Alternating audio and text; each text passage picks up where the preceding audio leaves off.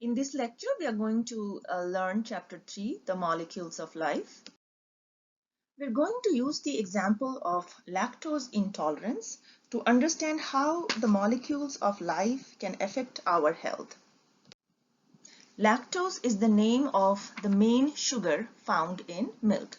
And lactose intolerance is when a person is unable to properly digest lactose. In order for a person to digest this lactose, the person needs an enzyme called lactase.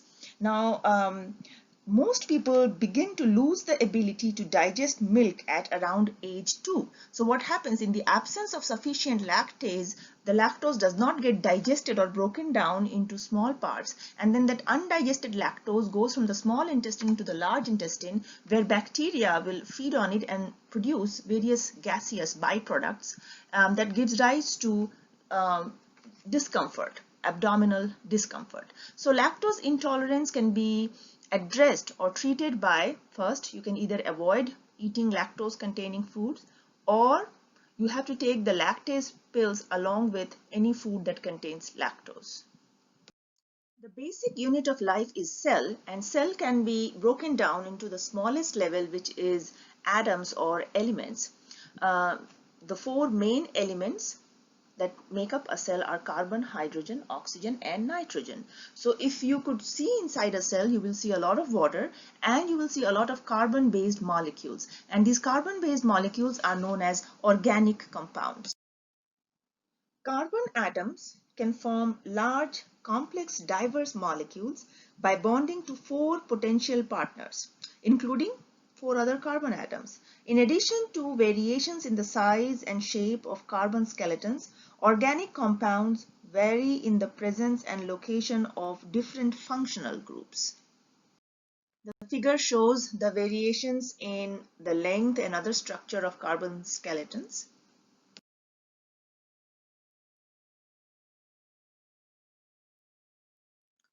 Methane, which has the chemical formula of CH4, is one of the simplest organic compounds. This has one single carbon atom, and on four sides of the carbon atom are four hydrogen atoms, which are bonded to the carbon atoms. These are the different ways in which we represent a structure of methane. So energy-rich organic compounds in gasoline provide fuel for engines, and energy-rich molecules in fats provide fuel for cells to work. So in an organic compound, the groups of atoms which are directly taking part in chemical reactions are called functional groups. And many of the biological molecules can have two or more functional groups.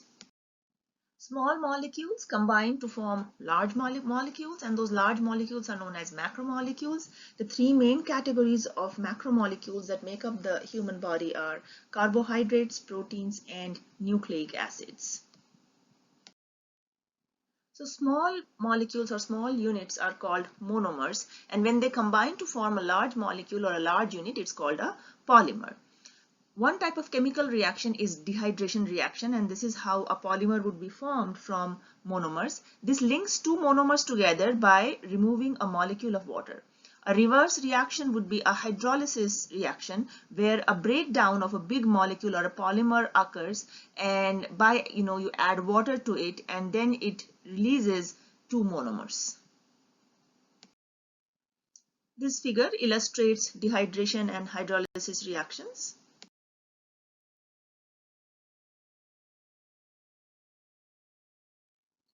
So some of the most important biological macromolecules are carbohydrates, lipids, proteins, and nucleic acids. Carbohydrates include sugars. These could be simple sugars or monomers, or these could be polymers formed by monomers. The main functions of carbohydrates are to provide dietary energy, storage, plant structure.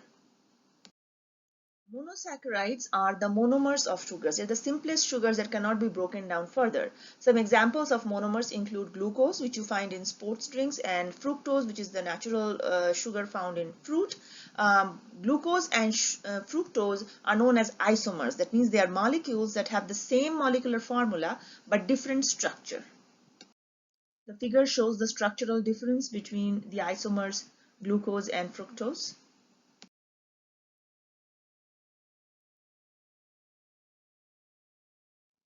Monosaccharides such as glucose are the main fuels for cellular work, particularly for cellular respiration in mitochondria. In water, many monosaccharides form rings. So this figure illustrates the linear and ring structures of glucose. Double sugars or disaccharides such as sucrose, which is the table sugar, consist of two monosaccharides joined by a dehydration reaction. Some other examples could be lactose in milk or maltose in beer.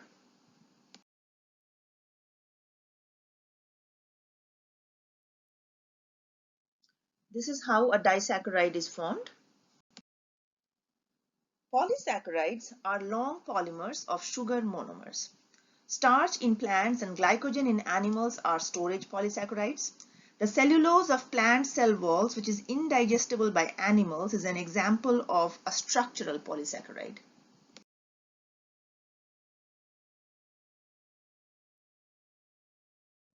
Starch, glycogen, and cellulose are the three common polysaccharides.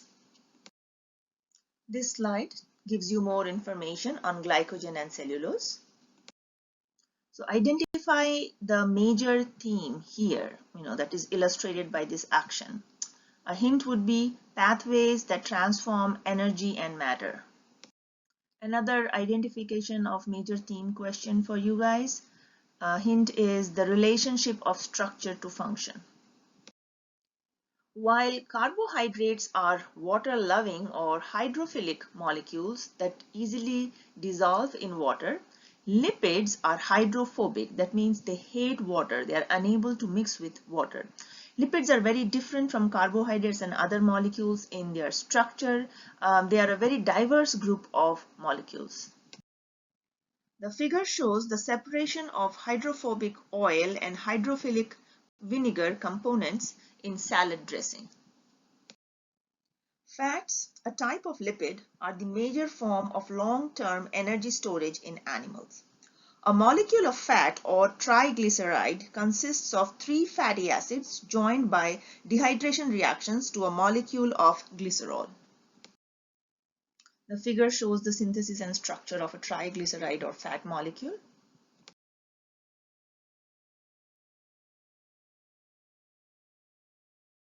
Most animal fats are saturated, meaning that their fatty acids have the maximum number of hydrogens.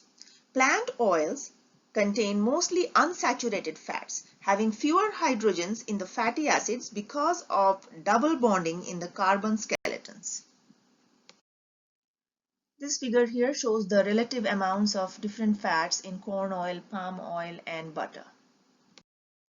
Most animal fats tend to be solid at room temperature, and so they cause atherosclerosis, which is deposition of cholesterol or fat in your blood capillaries, while most plant and fish fats tend to be unsaturated fatty acids, and so they stay liquid at room temperature.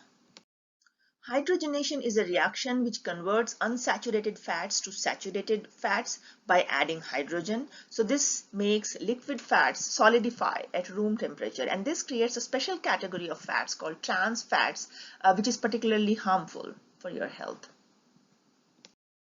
These are examples of saturated and unsaturated fats. Steroids, including cholesterol and the sex hormones, are also lipids. This figure shows some examples of steroids. Synthetic steroids may be used to treat diseases such as cancer or AIDS. Sometimes these steroids are abused by athletes to build up their muscles, and these steroids are banned by most athletic organizations. Proteins are polymers made up of units called amino acids. Those are monomers. Proteins do all the work in a cell, so they are the main workers. This figure shows the various roles played by proteins.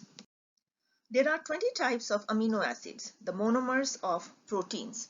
Every amino acid would consist of a carbon in the center, which is bonded on four sides by four covalent bonds. Now, three of those covalent partners are common to all amino acids, and those are first a carboxyl group, second an amino group, and third a hydrogen atom. The fourth covalent partner is a unique side chain which makes an amino acid different from another amino acid. This shows the chemical structure of an amino acid. Amino acids are linked by dehydration reactions to form polymers called polypeptides. This figure shows how amino acids join together by peptide bond to form a polypeptide.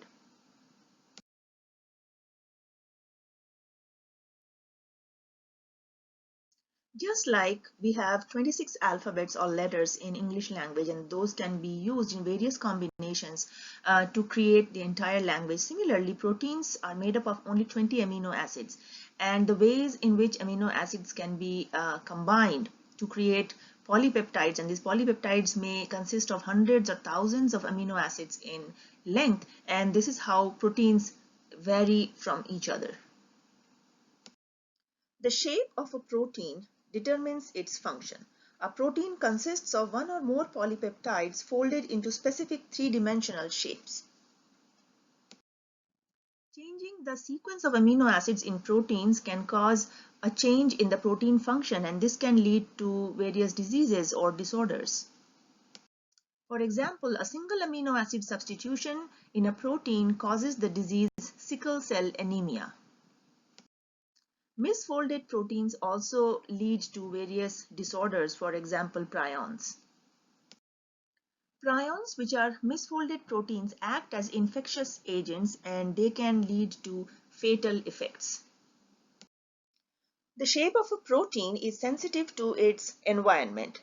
And so, if a protein loses its shape because of an unfavorable environment, its function may also be lost. Nucleic acid are the next category of macromolecules. They are mainly responsible for storing your genetic information, and thus they provide instructions for building proteins. There are mainly two types of nucleic acids: DNA, which stands for deoxyribonucleic acid, and RNA, ribonucleic acid. The primary genetic material present inside human cells is called DNA. DNA forms long thread-like structures inside the nucleus of cells known as chromatin.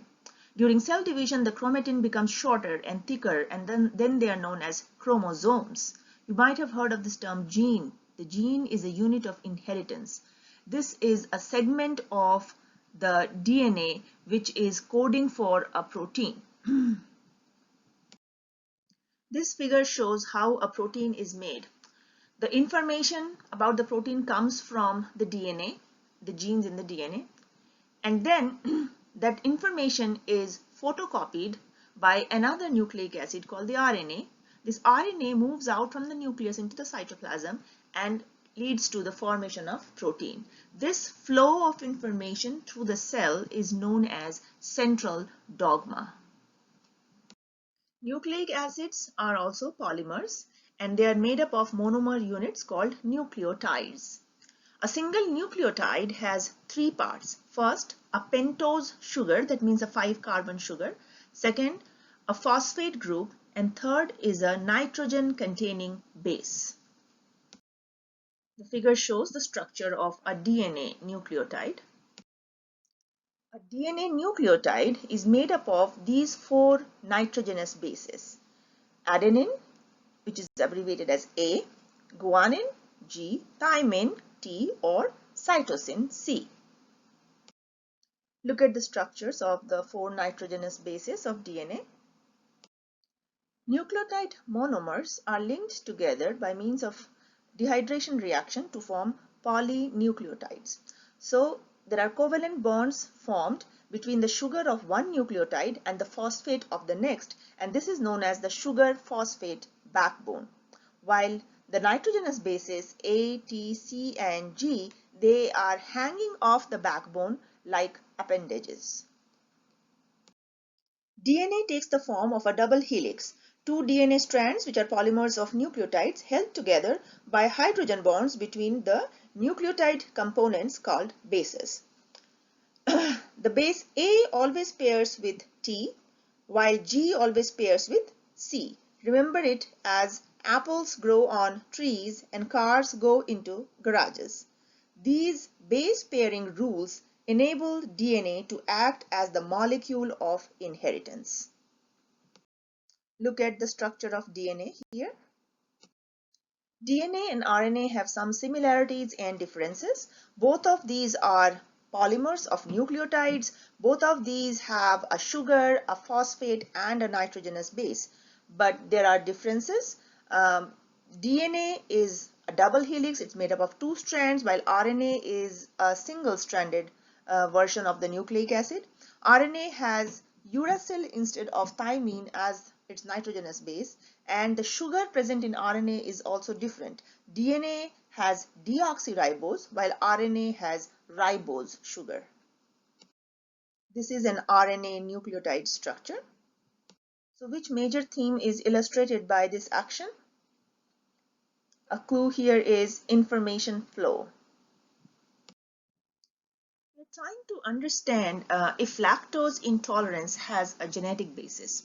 So what is the background? Research has shown that most lactose intolerant people have a normal version of the gene for lactase enzyme, that is the enzyme required for lactose digestion. So what is the genetic basis then? So as a method, scientists decided to examine the chromosomes of 196 lactose intolerant people who are from 9 families. The hypothesis is that lactose intolerance could be correlated with a single nucleotide at a particular site on chromosome number 2. The data showed a 100% correlation between lactose intolerance and a substitution of a cytosine C nitrogenous base in place of thymine T. Okay, so this study has shown that even a small change, just a single nucleotide substitution, can cause a change in the protein formation. So here lactase enzyme was not formed, or it's differentially formed, and this can cause a change in the function. The figure illustrates what we have just discussed. Lactose intolerance shows ethnicity-based variation. 80% of African Americans and Native Americans are lactose intolerant. 90% of Asian Americans have lactose intolerance, but only 10% of Americans of Northern European descent have lactose intolerance. Why? From an evolutionary perspective, it is reasonable to infer that lactose intolerance is rare among Northern Europeans because the ability to tolerate lactose offered a survival advantage to their ancestors in Northern Europe's relatively cold climate. In cultures where dairy products were not a dietary staple, natural selection would not favor such a mutation. Certain ethnic groups in East Africa that rely upon dietary products were also lactose tolerant. This research shows that lactose intolerance is the human norm and that lactose tolerance is actually a relatively recent mutation.